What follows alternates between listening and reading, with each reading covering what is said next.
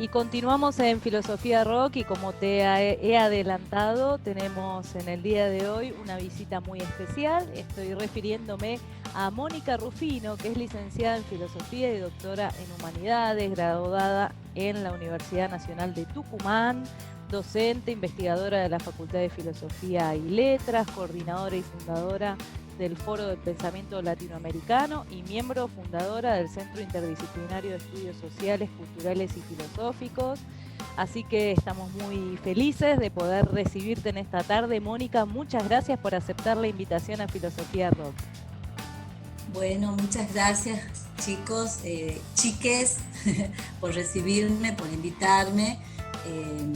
Un gusto estar aquí compartiendo con ustedes este momento. Pablo, María Andrea, Eli, muchas gracias por la invitación. No, gracias a vos.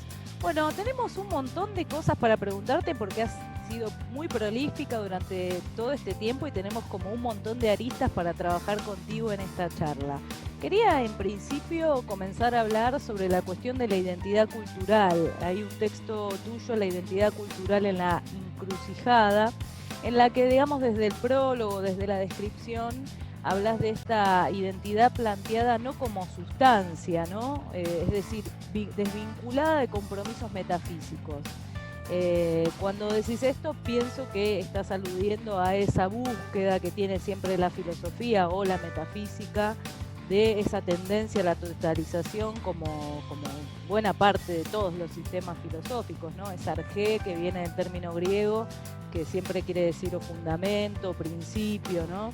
Esta totalización última del saber absoluto, también como episteme.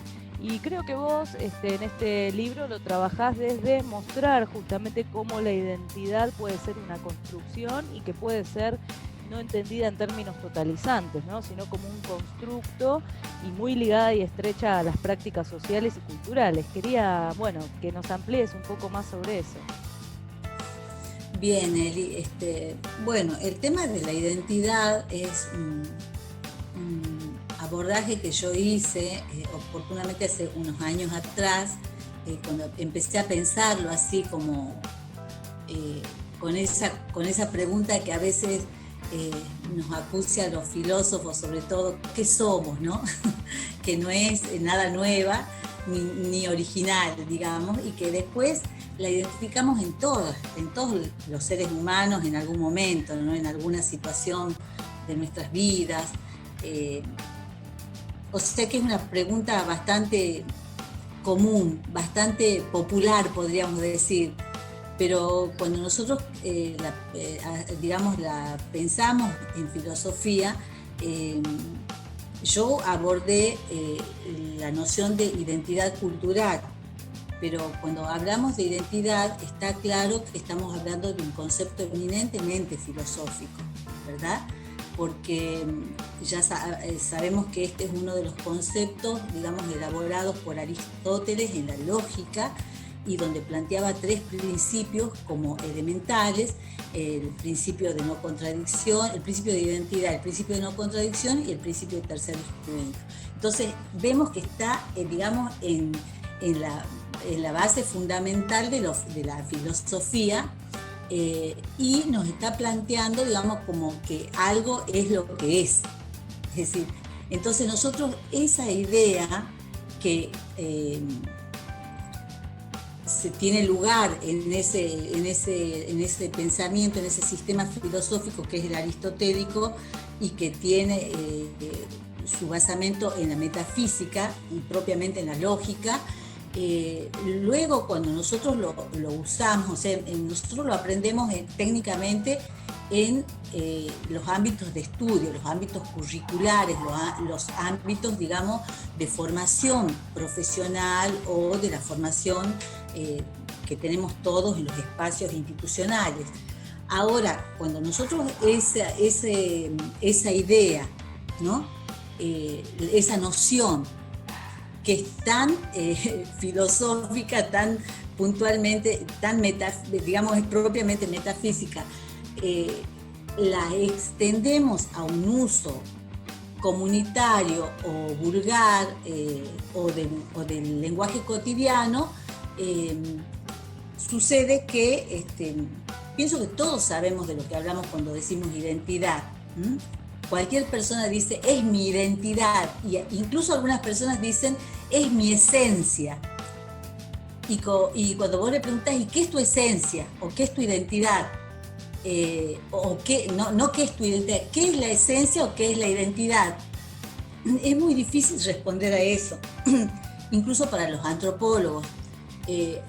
Alejandro Grimson dice, cuando habla de las nociones de cultura, porque esta idea de lo que son las cosas, o sea, la identidad de las cosas, en el sentido esencialista, es decir, en este sentido metafísico, se arrastra, digamos, esa idea, digamos, ese sentido en esa palabra que es identidad, y se extiende a distintos ámbitos con esa idea metafísica.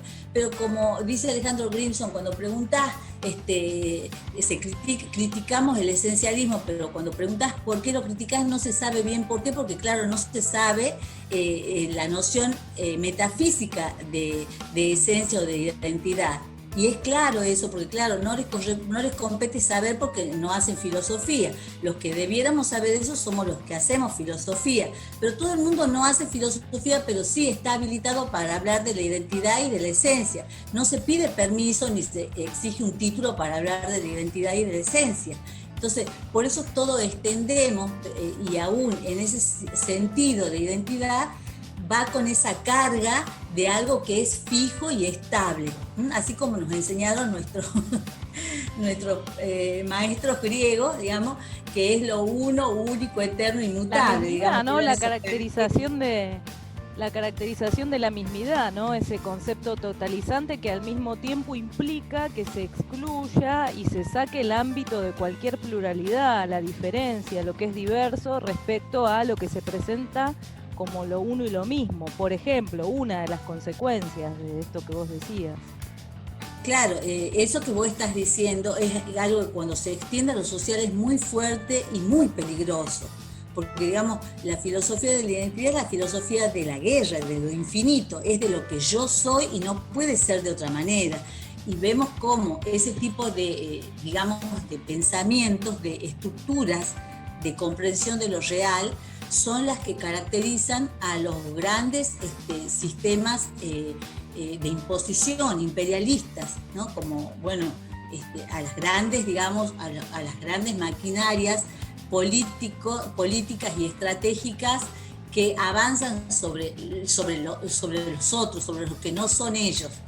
¿En qué estaríamos pensando en este momento? ¿En qué sistema o en qué modelo político se nos ocurre que puede haber actuado de esta manera?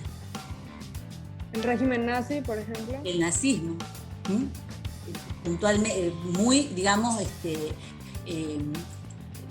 elementalmente, esa es una forma de una identidad única, de una identidad que pretende que sus rasgos son esos rasgos propios son los que deben, digamos, regir para todas las demás personas o para todas las culturas.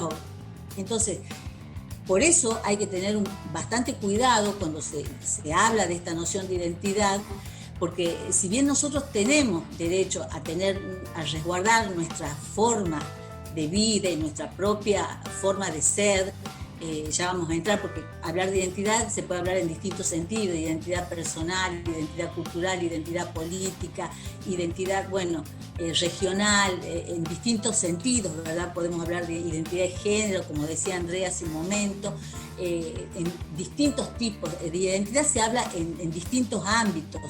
Pero cuando nosotros hablamos de identidad, tenemos que tener en claro que digamos, el derecho a una identidad no es único, ¿sí? Sino que tenemos que tener la apertura de entender que hay otros. Y aquí está, digamos, aquí entra la cuestión de la diversidad. Hay otros que no son como yo, no son tal como yo, y que también, digamos, tienen acceso y derecho a tener su propia identidad y a manifestarla y a mantenerla y a conservarla y a vivirla a su manera. Bueno, eso ya es hablando ya en términos de lo social, estamos hablando más bien en lo conceptual, por eso yo no hice ninguna distinción todavía. Me parece que está muy bien. Está muy bien esto, Mónica, porque viste, a veces se quiere hacer esa decisión y me parece que justamente una teoría de la identidad cultural como la que vos proponés justamente pone de manifiesto esto, ¿no? Que justamente como eso no ocurre. Y por ejemplo lo que estaban diciendo, en estas decisiones que se hacen, ¿no? O que no es que se hacen, es como todo el pensamiento occidental como lo tenemos formado en nuestras cabezas, ¿no? Este occidentalismo, eurocentrismo, de ese pensamiento clásico, en donde también toda la cuestión de tener un pensamiento de lo limitado, del conócete a ti mismo, ¿no? Que viene de frontispicio, del templo de Apolo, lo apolíneo, de que tiene que ser todo de esta forma, o mismo las cuestiones que planteaban los pitagóricos, ¿no? Donde hacían esos límites y todo lo ilimitado, lo múltiple, lo curvo, lo que no era recto, lo que estaba siempre del lado también de lo femenino, por ejemplo, y todo eso, y todo lo recto y lo demás del lado de lo masculino. Todo eso también va siendo una construcción de sujeto que era el sujeto, que era el modelo para toda la cultura. Claro. Ahora, cuando hablamos de identidad en el plano de lo social, por lo general esta noción aparece ligada a la identidad a la noción de etnia, y etnia refiere, o etnicidad, que es, digamos, la identidad de los grupos étnicos que se gesta en los procesos de identificación, es decir, que resultan del contacto interétnico, es decir, de las relaciones entre unos y otros, es decir, que hay grupos que tienen una identidad y que interactúan con otros que tienen otra identidad. Entonces ahí aparece clara la distinción entre los unos y los otros, que en realidad es una distinción que nosotros la transitamos a cada paso, ¿no? Y a cada palabra que decimos, porque lo que somos uno, lo que pensamos uno, es muy diferente y puede serlo a lo que piensan otros, ¿verdad? Otro u otros.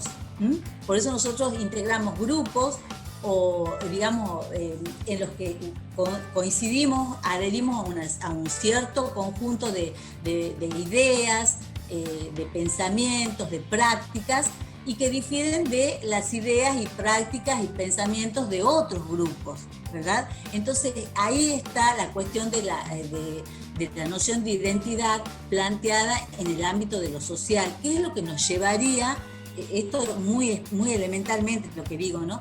Pero es lo que nos llevaría a plantearnos la noción ya de identidad cultural, porque digamos ahí, digamos cuando se plantea ese enfrentamiento con lo diverso, con la otredad, es donde, digamos, se va a poner de manifiesto más claramente para cada uno de los grupos diversos de que ¿quién soy yo? Yo soy este que no soy aquel. Soy este porque, digamos, ¿por qué? Dice, en un momento hay un pensador que plantea la noción de límite étnico, que era Frederick Barth, y él hablaba de la noción del límite étnico y decía que son los aspectos, digamos, que lo que se denomina límite étnico son los aspectos culturales que los integrantes de cada grupo valoran como lo propio, lo que diferencia al grupo de los otros y a partir de lo cual se determina la pertenencia y la extranjería.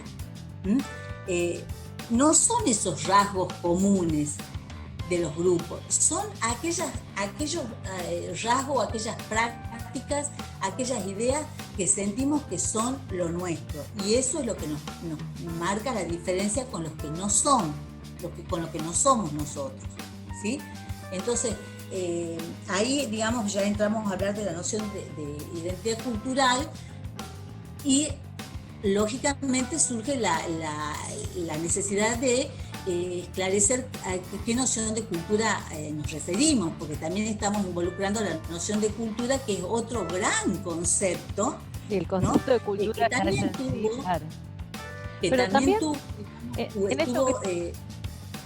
En esto que estás diciendo, también hay que pensar cómo interviene la cuestión del dominio, ¿no? Del poder, del dominio de uno sobre el otro, ¿no? Porque también en esta alteridad, en este encuentro, en este cruce, en algún punto, justamente la cuestión entre el ser o la cuestión más del pensamiento metafísico de la antigüedad, digamos, justamente está muy ligado a la cuestión de mando, por ejemplo, ¿no? Este principio de autoridad y demás. Y cómo toda esa construcción después genera que haya relaciones de poder entre unos y otros, también tiene que ver con eso, ¿no? Claro, ¿Cuál es el principio que se juega ahí para gobernar a unos o a otros? Claro, lo que pasa es que yo he simplemente planteado cómo, digamos, advertimos o se toma en consideración la noción de identidad cultural. Para eso dije, hablé digamos, como ese enfrentamiento o cruce, como vos decís, entre unos y otros. Pero eso es hablar en términos muy cordiales de una relación entre unos y otros, que, digamos, no es meramente así. No es linealmente así. La relación entre unos y otros, ahí entra también la noción de poder, así como yo quería un poco hablar de la noción de cultura, pero claro, vos ya has planteado el tema de qué pasa entre unos y otros. Bueno, entre unos y otros, como entre uno y otro, simplemente está esa relación que es el poder, ¿no? Que es, digamos, esa relación como que fluctúa entre lo que unos hacen y entre cómo los otros reaccionan a eso que unos hacen, ¿no? Entonces yo no voy a hablar acá de poder porque la verdad que no es mi tema, y la verdad sería bueno plantear quizás muchos ejemplos y vamos a ir viendo qué es el poder, ¿no? Pero realmente todos tenemos, al menos los que estamos acá y creo que muchos de los que nos escuchan, la capacidad de lectura de que toda la dinámica social está atravesada por la noción por esta dinámica que es el poder, por este factor que es el poder en todas las relaciones sociales, en todas las relaciones humanas.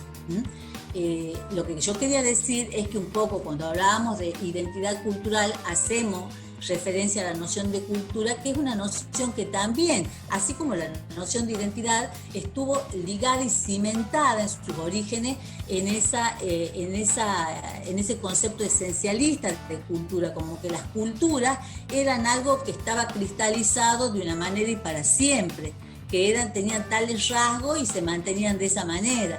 Bueno, lo que ha pasado en la historia del pensamiento, podríamos decir, es que hubieron grandes paradigmas que forjaron grandes ideas, que estas ideas estaban cristalizadas y tenían esa posición de dominio, ¿verdad? Porque permitían justificarlo todo o lo justificaban todo, pudieran o no. Todo tenía que estar debajo de de las reglas de esas grandes ideas que planteaban estos grandes paradigmas, pero se habla de la posmodernidad, o sea, de la modernidad y de sus grandes relatos en que se empiezan a producir grandes transformaciones en línea de la política. Hablamos en términos internacionales, ¿no?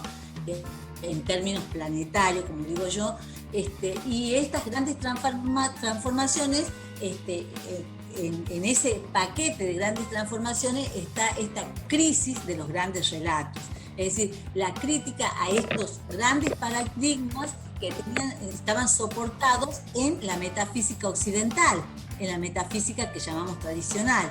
Entonces, ese quiebre, digamos, conlleva la crisis de las nociones, de todas las nociones que estaban cimentadas en esta idea esencialista. Así como se produce el quiebre de la idea esencialista de cultura, se produce el quiebre de la idea esencialista de identidad y en todos los ámbitos, ¿no? Ese quiebre muchas veces se ha planteado como giro, se habla del giro lingüístico, del giro identitario, es decir, hubo como una vuelta, hubo algo que permitió, digamos, romper con esa estructura, por decir una expresión no es que la haya roto con un martillo, que podría ser también, pero digamos, es como romper con esa estructura fija y estable para que aparezcan muchos pedacitos de esa ruptura que, como dice Ticio Escobar, ¿no? Ahí aparece, digamos, no lo dice él, pero él hace referencia a todos, digamos, los pensadores que hablan del constructivismo, ¿no? Esa idea de que las identidades se construyen, ¿m? Y se pasa de hablar de esta noción de identidad, que las cosas o las personas o los paradigmas o las teorías políticas son de una manera, de una vez y para siempre, para generar una crítica ante esas nociones fuertes y empezar a cuestionarlas y que empiezan a aparecer otras ideas o otros significados más bien acerca de esas nociones que estaban planteadas de una manera muy genérica y muy cristalina. Es una ruptura, digamos, que merecería mucho análisis, yo solamente la señalo. Y quiero decir dos cosas nomás que me parecen muy importantes, que es un aporte muy valioso de Ticio Escobar, que es un pensador, un filósofo paraguayo, que ha sido uno de los fundadores del Museo del Barro. Que ha sido secretario de la Cultura, ha sido secretario de Cultura en Paraguay. Ha sido ministro de Cultura del presidente Lugo. Si te parece, Moni, vamos ahora a una breve tanda porque nos corre un poco el reloj de la radio. Vamos a una breve tanda y a la vuelta entramos con ese tema. ¿Te parece? Sí, cómo no. Decinos qué querés escuchar. ¿Qué le recomendamos a la audiencia escuchar? ¿Y acaso rockero? Tendría que pedir urgente algo de Charlie, que amo, pero si pueden darme con el gusto de Recuerdos de Ypacaraí, me encantaría. Nos vamos entonces con Recuerdos de Ypacaraí. Muy bien, y continuamos en Filosofía Rock, y como dijimos antes de la tanda, vamos a hablar entonces de quien fuera el ex ministro de Cultura de Paraguay, y nos estabas contando de varias de sus iniciativas, como por ejemplo esta Casa de Barro, el Museo del Barro, y algunas cuestiones que querías destacar, Mónica. Sí, Ticio es una persona con una trayectoria enorme y maravillosa, y él es una persona encantadora y sabia, que también habría que decir que lo que él hizo con Colombino y con todo un grupo de intelectuales en Paraguay fue rescatar esa producción artística de las personas, digamos, de los artistas muy humildes que estaban, digamos, en las afueras de Asunción pero que tenían obras magníficas. Ellos las podían valorar porque tenían la capacidad para hacerlo, pero en esos espacios donde estas personas los producían eran meramente una pieza que ponían ahí, y digamos lo que valora una obra, podríamos decir que es la vista de quien sabe lo que es una obra también, ¿no? Entonces ellos hicieron como un rescate, digamos, trabajando con estos artistas del barro, con estos artistas de las afueras, y lograron llevar esas obras y ponerlas en muestra en este lugar al que le llamaron el Museo del Barro, porque tiene unas colecciones alucinantes, realmente maravillosas, y ese lugar ha sido visitado por grandes autoridades y va personas de todo el mundo, pero también, digamos, han tenido la visita de reyes europeos y de todo tipo de condición social, intelectual. Es decir, que es un lugar cultural, un espacio cultural de gran atracción, ¿no? Hay, me acuerdo, un espacio que se llama la Carpilla Sixtina, en referencia a la... Bueno, ¿y te puedes pedir para comer algo ahí? No, si vieras lo que es toda una cúpula en la que vos entrás, y están, digamos, todos estos seres como los que vos podrías ver en la Capilla Sixtina en términos de decente y aquí en términos irreverentes, ¿no? Yo no entiendo por qué Elizabeth lo agarró por el lado de la comida. Eso porque no lo entendí en un lugar todavía. así, en un lugar tan fabuloso también se tiene que poder comer, ¿viste? Nosotros siempre llevamos la irreverencia, como dice, la irreverencia la llevamos un poquito más allá. Es más, Un libro de filosofía, te diría, ¿me lo puedo no comer? estaría mal que vendieran unos choripanes en la puerta.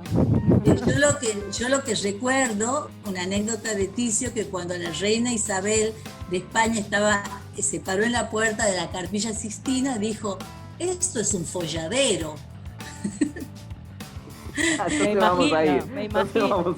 Les comento que tienen que ir a verla. Bueno, lo que yo quería decir de Ticio es que él plantea en esta noción de la transformación de la noción de identidad, que hay nuevos ámbitos de discusión de la identidad cultural, de la identidad política,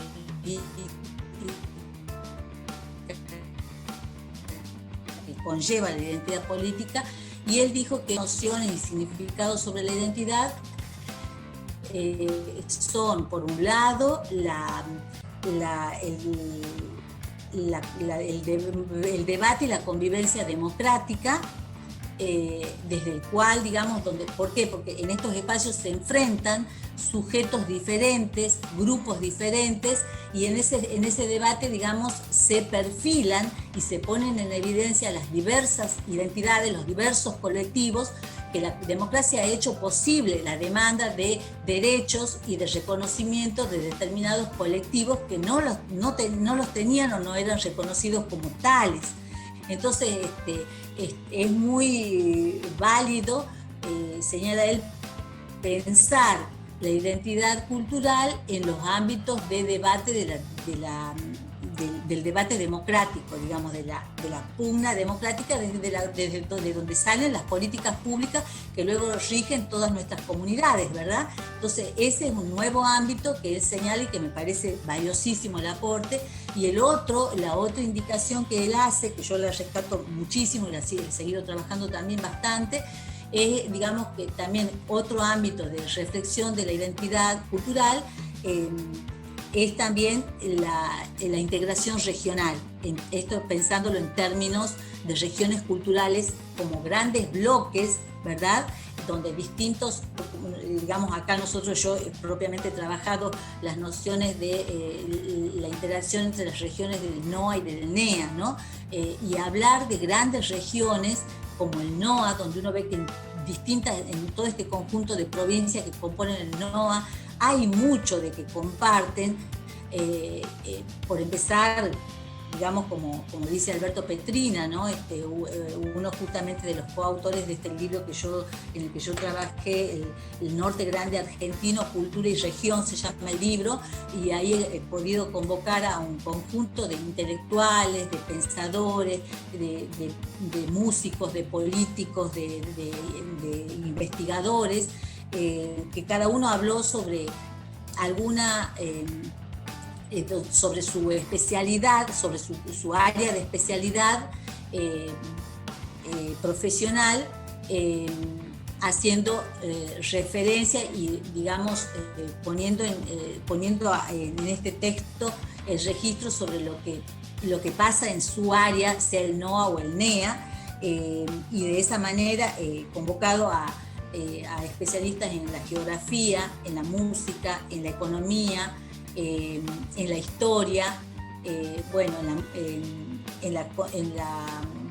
en la configuración simbólica, tanto de la región NOA como de la región NEA. Entonces, estas personas que no han sido convocadas, digamos, azarosamente ni injustificadamente, sino que son personas que tienen una larga trayectoria en cada una de estas regiones, en sus disciplinas, trabajando estos temas.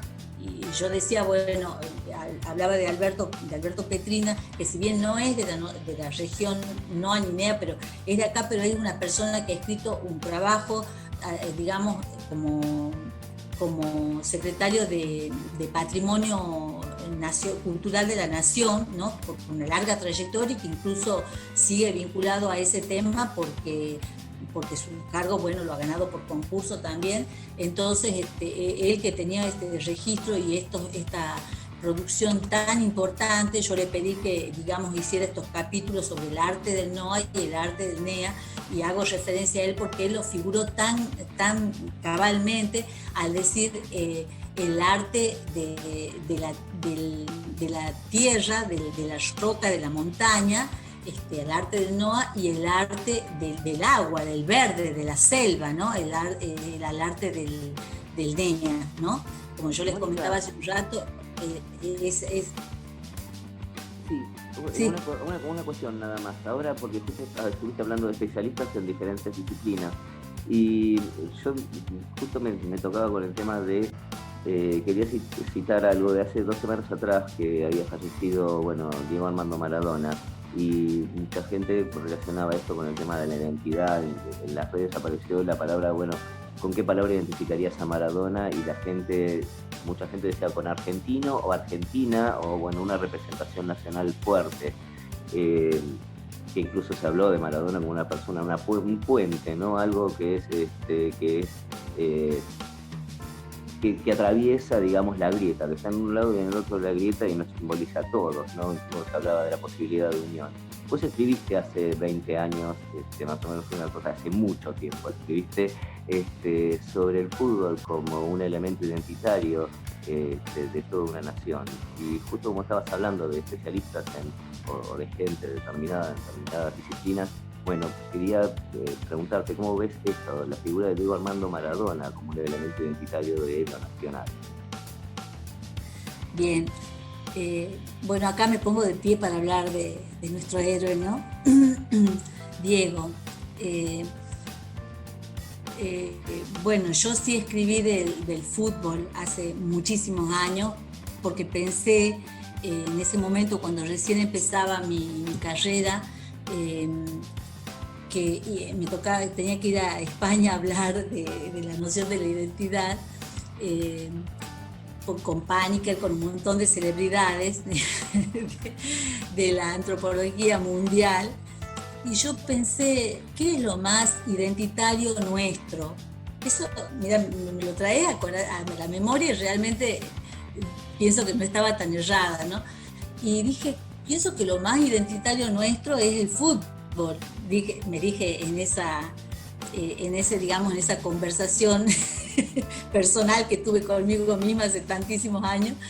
Y entonces escribí sobre ese tema, que puntualmente no recuerdo los puntos del artículo, pero ya señalaba, digamos, esta práctica que lograba cohesionar tanta diversidad, digamos, diversidad de grupos y de personas de tan distintas procedencias, de tan distintas calidades, de distintos colectivos en esta práctica, ¿no? Y recuerdo que ante una pregunta que me hizo un señor, ahora un señor bastante grande, un profesor bastante grande, yo le dije, pero lo que pasa es que en mi país, en cada esquina se puede jugar al fútbol, no es que el fútbol sea solamente algo de propiedad o de una práctica restringida a determinados sectores, no. Nosotros en Argentina, cualquiera juega al fútbol, todo el mundo juega al fútbol, podés jugar al frente de tu casa, en cualquier lado.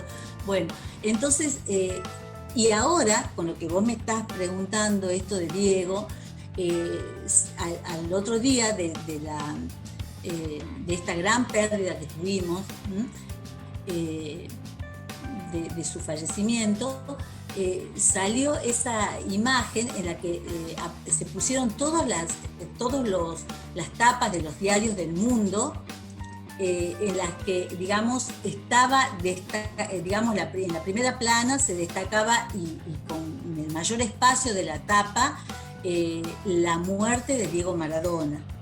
Y yo pensé en ese momento que quizás haya sido la única vez en la historia que Argentina fue eje como signo, signo comunicacional, eje global, eje planetario.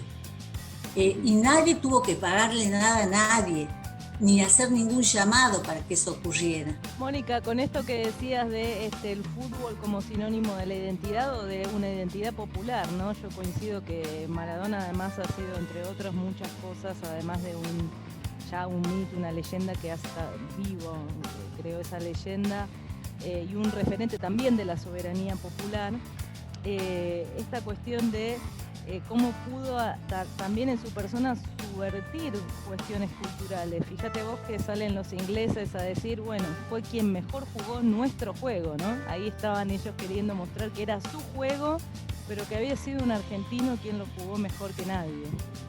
Claro, lo que pasa es que también te digo algo, ellos, los ingleses, se quieren apropiar del origen del fútbol, porque, bueno, son los que tuvieron, digamos, Europa es, digamos, el propietario de los discursos legítimos, son los que han producido el conocimiento que rige nuestras cabecitas y que nosotros los repetimos. Pero acá estamos ante una señorita que es mexicana y no me va a dejar mentir, que donde están los juegos, digamos, estadios de los juegos de pelotas más célebres, ¿dónde es, Andreita? Es en México. El Estadio Azteca. También es sobre esa cuestión de los campos, de los estadios, del juego de pelota. No se le llamaba estadio, lógicamente, lo llamo yo porque son imponentes, donde uno fuera en todas las ciudades mayas, pero Chichen digamos, Itza. el marco en del... Chichen Itza está. En todos, no, el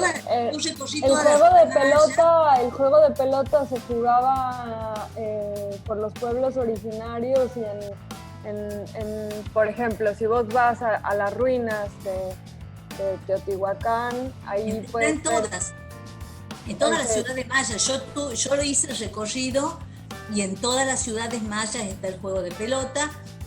Y además, ahora que me acuerdo, hice una researcha que la presenté justamente en la Facultad de Educación Física de Tucumán, el tema de la investigación sobre el juego de pelota, digamos, con el origen del juego de pelota en la cultura maya y azteca.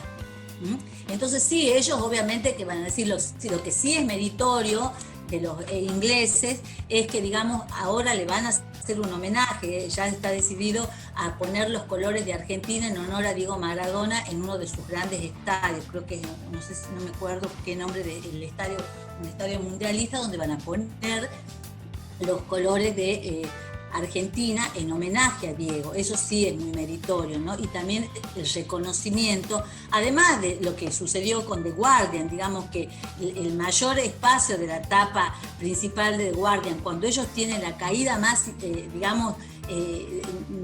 la mayor caída histórica en lo económico, que es una noticia, digamos, descollante para un país capitalista como ellos. Sin embargo, supera esa noticia, la noticia de la muerte de Maradona, que ocupa la parte principal del diario, donde la parte de abajo se la otorgan a esa información. Y ustedes que están en comunicación saben que esto no es menor.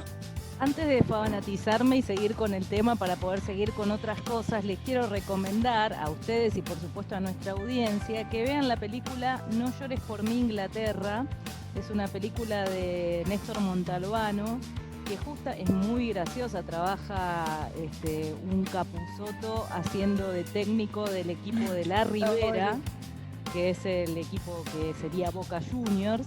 Y entonces se ve toda esta cuestión, es un partido de fútbol en medio de la conquista, digamos, de la conquista de los ingleses, de la primera conquista o de la segunda conquista a nuestro Río de la Plata. Se las recomiendo, véanla y después si quieren la conversamos. Pero es muy linda y habla justamente de esto, de todo esto que estamos trabajando ahora en términos, humorísticos, pero muestran justamente esto, ¿no? Como de alguna manera nos quisieron distraer con el fútbol y nosotros nos lo tomamos como algo de nuestra cultura, así que está muy lindo. Sí, André. Qué interesante lo de Mónica, perdón. Y hablando de los pueblos originarios y de las culturas previas a este momento de la colonización, y a estas culturas que todavía, que preexisten, que conviven, y que de manera en algunos países más presente que otra, en América Latina. Yo quería preguntarte, vos en Argentina, ¿qué posibilidades ves de que se generen reformas a la Constitución, en la línea, por ejemplo, de la Constitución boliviana, en la cual haya un reconocimiento de estas otras cosmovisiones? Bueno, la verdad que yo no estoy al tanto, más que por los diarios, de las componendas políticas, ¿no? Que es acerca de lo que me estás preguntando. En términos generales, yo pienso que para hacernos cargos de nuestra identidad originaria, de nuestros pueblos originarios, que hay muchísimos en distintos puntos de todo el país y de toda la región de Latinoamérica, se requieren determinaciones radicales, determinaciones que sean capaces de modificar lo que hay que modificar para tomar en consideración, si estamos hablando de las cosmovisiones de los pueblos originarios, que además son absolutamente benévolas en nuestro beneficio, o sea, serían absolutamente un beneficio para todos, pero bueno, como esos beneficios romperían muchísimos negocios, ahí es donde está la colisión de intereses, que es lo que hace tan difícil llevar adelante este tipo de cambios necesarios para que tengan, digamos, tengamos modificaciones que contemplen todo ese tipo de elementos que componen las cosmovisiones originarias, ¿no? Sabemos que en general las cosmovisiones de los pueblos originarios, si bien son diversas, porque hay muchísimos pueblos, así como hay muchísimas lenguas originarias, pero hay algunas que son como las que contienen o reúnen a varias de esa diversidad, y en términos generales la forma de vida a la que ellos, digamos, con la que ellos están vinculados es esa digamos, conformación de que somos uno con la naturaleza, y entonces todo lo que nosotros hacemos a la naturaleza nos lo hacemos a nosotros también, ¿sí? En términos muy elementales, digo, ¿no? Y el proceder en ese sentido orienta a la necesidad de un buen vivir, es decir, de un equilibrio entre todos los que integramos esa comunidad, que esa comunidad la estamos integrando con la naturaleza, con ese suelo donde vivimos. Alguien que ha hecho, digamos, un avance intelectual, digamos, muy destacable, ha sido el doctor Zaffaroni, en ese libro donde él plantea a la naturaleza como sujeto de derecho.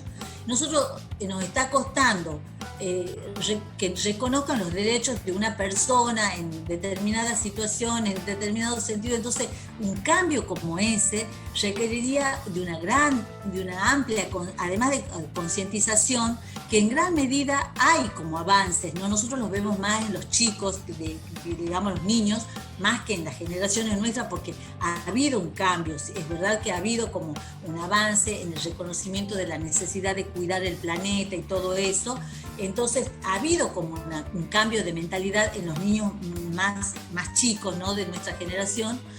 Pero acá, digamos, lo que uno no puede perder de vista es la cuestión de los intereses, ¿no?, económicos que están en juego para hacer determinadas modificaciones. Y aún cuando se hicieran, como son en los casos de Ecuador y de Bolivia, hay grandes dificultades en términos políticos y culturales, porque, digamos, en las sociedades no todas las personas, por ejemplo, no todos los bolivianos se consideran bolivianos, no todos los brasileros se consideran brasileros. ¿Ustedes le escucharon a la señora dictadora de Bolivia? Que ella hacía referencia a sus orígenes suecos y planteaba que ella, digamos, y eso lo planteaba como una necesidad de señalar que ella no tiene nada que ver con los bolivianos. que para Bueno, ellas, pero ¿qué porque sería? justamente representa todo lo antiplurinacional, Bueno, lo anti, ¿no? La cuestión más esa conservadora. dificultad para reconocer lo que somos y mucho más para reconocer lo que es el otro, es un debate permanente. Uno lo vive, a mí me tocó ir a dictar seminarios en Sucre, donde, digamos, la visión política era totalmente anti gobierno, anti-Evo, digamos, y se planteaba, y yo les decía, pero si tienen un Estado plurinacional, pero ahí en las clases nomás se planteaba esa discusión de acaso qué profundidad tenía